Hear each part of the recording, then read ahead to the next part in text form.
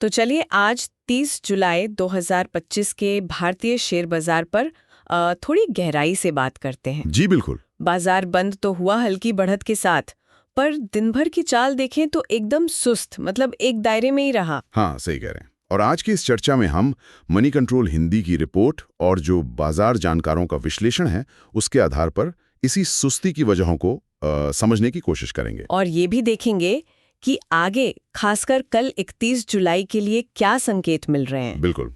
और ऐसा लग रहा है कि ये जो अमेरिका के साथ ट्रेड समझौते वाली बात है और FOMC बैठक का इंतजार, इसी ने बाजार को एक तरह से रोक कर रखा। हाँ, ये ग्लोबल फैक्टर काफी हावी दिखे आज। अच्छा, पहले सीधे आंकड़ों पर आते हैं। निफ्टी, सेंसेक्स कहाँ बंद हुए? देखिए, निफ्टी करीब 34 अंक मतलब 0.14% ऊपर चढ़कर 24,855 पर बंद हुआ। अच्छा। और सेंसेक्स में करीब 144 अंकों की बढ़त थी, यानी 0.18%, और वो 81,482 के आसपास बंद हुआ। पर जैसा आपने कहा, ये बढ़त नाम मात्र की ही थी। दिन भर कारोबार तो सीमित ही रहा। बिल्कुल।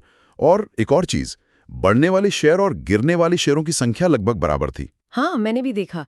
करीब 1960 शेयर ऊपर थे और 1877 नीचे। जी, और 154 तो बिना किसी बदलाव के बंद हुए। तो मतलब बाजार में कोई साफ दिशा नहीं थी। सेक्टर लेवल पर क्या कहानी थी?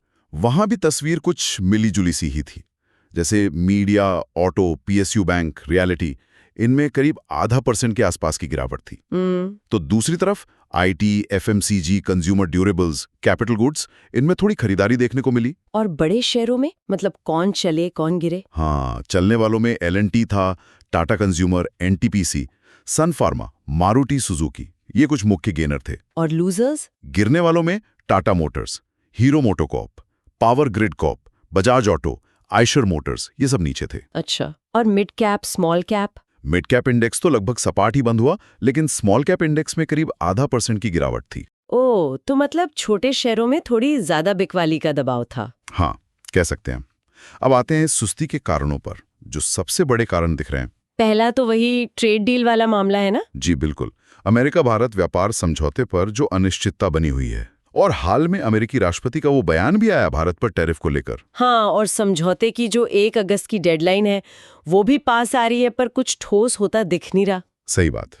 इसी देरी और अनिश्चितता ने निवेशकों को थोड़ा सतर्क कर दिया है। बिल्कुल, जब तक इस पर कोई क्लैरिटी नहीं आती, बड़ा पैसा लगाना मुश्किल है। और दूसरा कारण आप FOMC बैठक बता रहे थे? हाँ, अमेरिकी फेडरल ओपन मार्केट कमेटी की बैठक। आज देर रात उसके नतीजे आने हैं। वैसे ब्याज दरों में तो शायद ही कोई बदलाव हो। उम्मीद तो नहीं है? हाँ, उम्मीद कम है। पर फेड चेयरमैन आगे अर्थव्यवस्था और दरों पर क्या कहते हैं, उनकी कमेंट्री बहुत अहम होगी। सही है, बाजार उसी का इंतजार कर रहा है।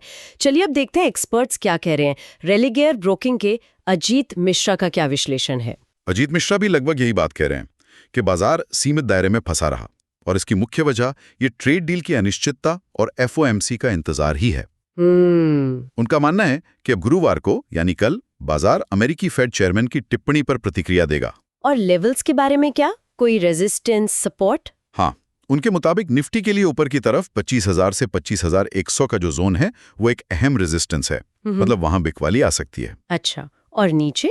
नीचे की तरफ 24,450 से 24,550 का स्तर महत्वपूर्ण सपोर्ट का काम कर सकता है। तो उनकी सलाह क्या है निवेशकों के लिए? उनकी सलाह है कि अभी बाजार में उतार चढ़ाव रहने की संभावना है, तो थोड़ा सावधान रहें और शायद हेजिंग यानी बचाव की रणनीति अपनाकर चलें। ठीक है, यानी सावधानी जरूरी है। अब दूसरे एक्सपर्ट LKP सिक्योरिटीज के रूपक डे के तकनीकी विश्लेषण पर आते हैं। उनका क्या कहना है? रूपक डे का नजरिया थोड़ा टेक्निकल है। वो ये बता रहे हैं कि निफ्टी अभी अपने 50 डे के EMA यानी एक्सपोनेंशियल मूविंग एवरेज के नीचे कारोबार कर रहा है। अच्छा, 50 डे EMA के नीचे। इसे आमतौर पर क्या माना जाता है? आमतौर पर इसे शॉर्ट टर्म के लिए थोड़ी कमजोरी का संकेत मानते हैं। मतलब रुझान थोड़ा कमजोर है क्योंकि इंडेक्स अपनी पिछले 50 दिनों की औसत कीमत से नीचे है। ओह, तो तकनीकी तौर पर थोड़ी चिंता की बात। लेकिन क्या कुछ पॉजिटिव भी है? हाँ, यही पर बात थोड़ी दिलचस्प हो जाती है।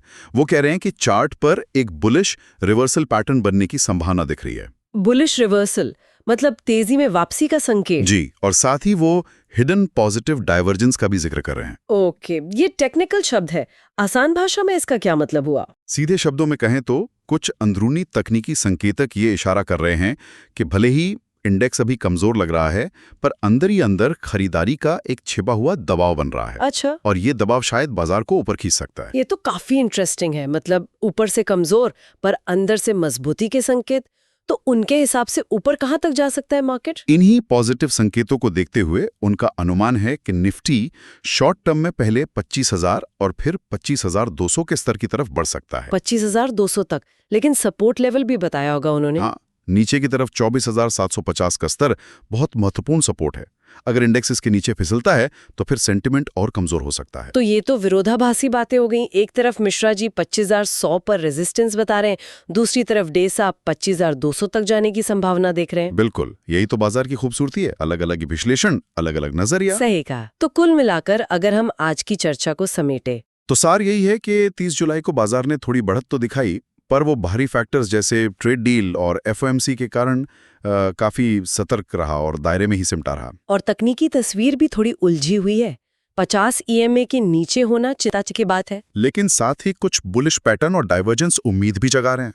तो नजर रखने वाले मुख्य स्तर कौन से हुए? देखिए, ऊपर की तरफ 25,000 से 25,100 का पहला पड़ाव और फिर 25,200, और नीचे की तरफ पहला अहम सपोर्ट 24,750 पर और उसके बाद 24,450 से 24,550 वाला जोन। बिल्कुल सही। तो ये लेवल्स ध्यान में रखने होंगे। जी। तो इस पूरी चर्चा के बाद एक सवाल मन में आता है। एक तरफ तकनीकी कमजोरी 50 EMA के नीचे, दूसरी तरफ तेजी के छिपे हुए संकेत। ऐसे में वो कौन सी एक ठोस खबर या घटना हो सकती है, चाहे वो ट्रेड डील पर कोई स्पष्टता हो या फेड की तरफ से कोई बड़ा संकेत, जो इस कंफ्यूजन को खत्म करे और बाजार को या तो निर्णायक रूप से 25,200 के पार धक्का दे या फिर उसे 24,750 के नीचे गिरा दे। सोचने वाली बात है। बिल्कुल, ये आने वाला वक्त ही बताएं।